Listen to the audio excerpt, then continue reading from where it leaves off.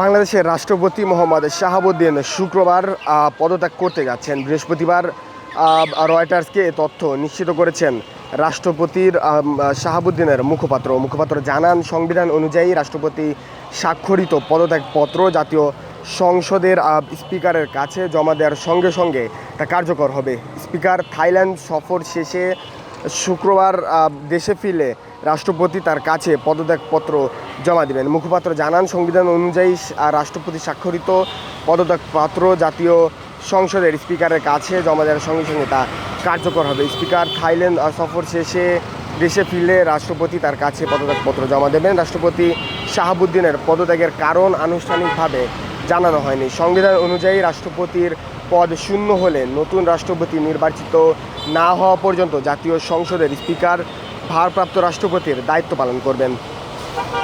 2023 সালে আওয়ামী লীগের মনোনয়নে বিনা প্রতিদ্বন্দ্বিতায় 5 বছরের জন্য রাষ্ট্রপতি নির্বাচিত হন 76 বছর বয়সী মোহাম্মদ শাহাবুদ্দিন।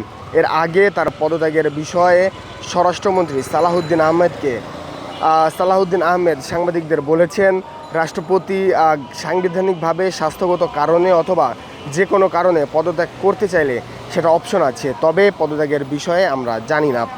পদত্যাগের ব্যাপারে সরকারের পদক্ষেপ কী জানতে চাইলে স্বরাষ্ট্রমন্ত্রী বলেন, সরকারের কোনো পদক্ষেপ এখানে নেই। গণমাধ্যমে পদত্যাগের গুঞ্জন শোনা যাচ্ছে, লেখা হয়েছে। রাষ্ট্রপতি স্বাস্থ্যগত কারণে পদত্যাগ করতে চেয়েছেন কিনা প্রশ্নে মন্ত্রী বলেন, সেটা ওনাকে অর্থাৎ রাষ্ট্রপতিকে জিজ্ঞাসা করতে হবে। তিনি চিকিৎসার জন্য কিছুদিন আগে বিদেশ গিয়েছিলেন। যেমনটি বলছিলাম, আজ অথবা কালের মধ্যে রাষ্ট্রপতি মোহাম্মদ শাহাবুদ্দিন পদত্যাগ করতে পারেন। গতকাল বৃহস্পতিবার রাষ্ট্রপতি বঙ্গভবনের ঊর্ধ্বতন কর্মকর্তাদের সঙ্গে বৈঠক করে বিদায়ের প্রস্তুতির কথা জানিয়েছেন। এদিকে চিকিৎসার জন্য থাইল্যান্ডে থাকা জাতীয় সংসদের স্পিকার হাফিজউদ্দিন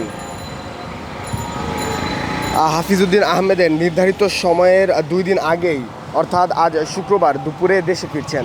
স্পিকারের আগাম দেশে ফেরার খবর রাষ্ট্রপতির পদত্যাগের আলোচনাকে আরও জোরদার করেছে, কারণ নিয়ম অনুযায়ী রাষ্ট্রপতি পদত্যাগপত্র জমা দেন স্পিকারের কাছে, আর নতুন রাষ্ট্রপতি নির্বাচিত হওয়ার আগ পর্যন্ত রাষ্ট্রপতির দায়িত্ব পালন করেন স্পিকার। এর আগে বুধবার সন্ধ্যায় প্রধানমন্ত্রী তারেক রহমান রাষ্ট্রীয় অতিথি ভবন যমুনায় প্রধান বিচারপতি জুবায়ের রহমান চৌধুরীর সঙ্গে বৈঠক করেন।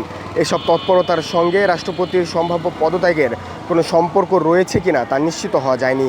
তবে ঘটনাগুলো রাজনৈতিক অঙ্গনে নতুন আলোচনা সৃষ্টি করেছে। সব মিলিয়ে রাষ্ট্রপতির পদত্যাগ দ্রুতই হতে যাচ্ছে বলে ধারণা করা হচ্ছে। সেটা আজ শুক্রবার বিকেল বা কাল শনিবারও হতে পারে। এ বিষয়ে বক্তব্য জানতে রাষ্ট্রপতি মোহাম্মদ শাহাবুদ্দিনের মুঠোফোন নম্বরে কল ও খুদে বার্তা পাঠানো হলেও তিনি সাড়া দেননি। এদিকে বার্তা সংস্থা রয়টার্স গতকাল রাত 10:23 প্রকাশ করা এক খবরে বলেছে, রাষ্ট্রপতি মোহাম্মদ শাহাবুদ্দিন শুক্রবার পদত্যাগ করবেন। তিনি 3টি সূত্র রয়টার্সকে এই তথ্য জানিয়েছে বলে খবরে উল্লেখ করা হয়। তবে বিষয়টির সংবেদনশীলতার কারণে সূত্রগুলো কেউই পরিচয় প্রকাশ করতে রাজি হননি বলে জানিয়েছে। গতকাল দিনভর রাষ্ট্রপতি শাহাবুদ্দিনের সম্ভাব্য পদত্যাগের খবর বিভিন্ন মহলে আলোচিত ছিল।